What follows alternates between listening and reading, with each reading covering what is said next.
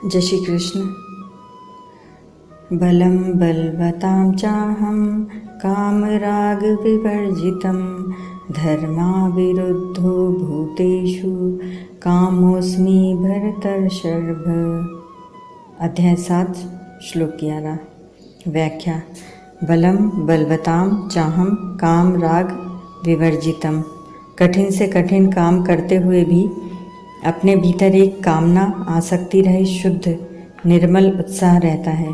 काम पूरा होने पर भी मेरा कार्य शास्त्र और धर्म के अनुकूल है तथा लोक मर्यादा के अनुसार संत जनानुमोदित है, ऐसे विचार से मन में एक उत्साह रहता है।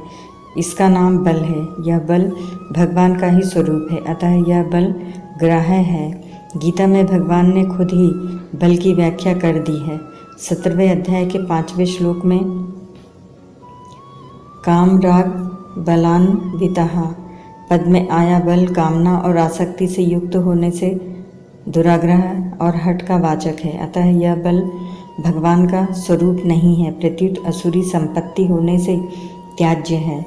ऐसे ही सिद्धोहम बलवान सुखी गीता 16-14 और अहंकारम बलम दर्पम गीता 16-18-53 पदों में यहाँ बल भी त्याज्य है। 6ठे अध्याय के 34वें श्लोक में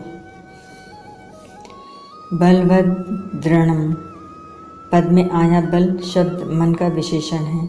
वह बल भी असुरी संपत्ति का ही है, क्योंकि उसमें कामना और आसक्ति है, परंतु यहाँ 7 और 11 में जो बल आया है वह कामना और आसक्ति से रहित है, इसीलिए यह सात्विक उत्साह का वाचक है, वह ग्राह्य है।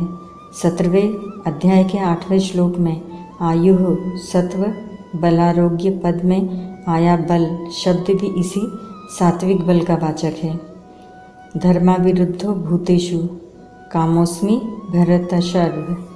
हे भरतवंशियों में श्रेष्ठ अर्जुन, मनुष्यों में धर्म से अविरुद्ध अर्थात धर्मयुक्त काम मेरा स्वरूप है। कारण कि शास्त्र और लोक मर्यादा के अनुसार शुभ भाव से केवल संतान उत्पत्ति के लिए जो काम होता है वह काम मनुष्य के अधीन होता है, परंतु आसक्ति कामना सुखभोग आदि के लिए जो काम होता है उस काम में मनुष्य पराधीन हो जाता है और उसके वश में होकर वह न करने लायक शास्त्र विरुद्ध काम में प्रवृत्त हो जाता है।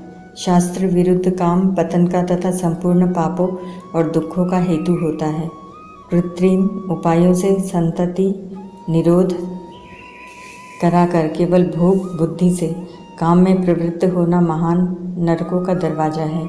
जो संतान की उत्पत्ति कर सके वह पुरुष कहलाता है और जो गर्भ धारण कर सके वह स्त्री कहलाती है। अगर पुरुष और स्त्री ऑपरेशन के द्वारा अपनी संतानोत्पत्ति करने की योग्यता पुरुषत्व और स्त्रीत्व को नष्ट कर देते हैं, वे दोनों ही हिजड़े कहलाने योग्य हैं। नपुंसक होने के कारण देव कार्य हवन पूजन आदि और पितृकार्य श्राद्ध तर्पण में उनका अधिकार नहीं रहता। स्त्री में मातृशक्ति नष्ट हो जाने के कारण उसके लिए परम आदरणीय एवं प्रिय माँ संबोधन का प्रयोग भी नहीं किया जा सकता। इसलिए मनुष्य को चाहिए कि वह या तो शास्त्र और लोक मर्यादा के अनुसार केवल संतान उत्पत्ति के लिए काम का सेवन करे अथवा ब्रह्मचर्य का पालन करे। परिशिष्ट भाव। जंगम सृष्टि मात्र काम से पैदा होती है, अतः मनुष्य में जो काम धर्म से विरुद्ध नहीं है, मर्यादा के अनुसार है, वह काम भगवान का स्वरूप है। भगवान पहले कह चुके हैं, मतः परतरम नान्यत् किम चिदस्ति साथ साथ, और आगे भी कहेंगे ये चैव सात्विका भावा 7:12 वसुदेवः सर्वम 7:19। अतः जैसे धर्मयुक्त काम भगवान का स्वरूप है, ऐसे ही धर्म विरुद्ध काम भी भगवान से अलग नहीं है। जो धर्म विरुद्ध काम का आचरण करते हैं उनको नरक रूप में से भगवान मिलते हैं, क्योंकि नरक भी भगवान ही है। परंतु गीता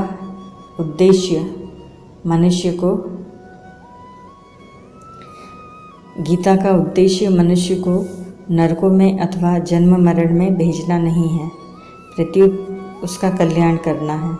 उद्देश्य सदा कल्याण का, आनंद का ही होता है, दुख का नहीं। दुख कोई भी नहीं चाहता। अर्जुन ने भी कल्याण की बात पूछी है। उदाहरणार्थ शब्द अच्छे भी होते हैं और बुरे भी, पर व्याकरण में अच्छे शब्द पर ही विचार किया जाता है, क्योंकि व्याकरण आदि भी मनुष्य के उद्धार के लिए है। ओम तत्सत।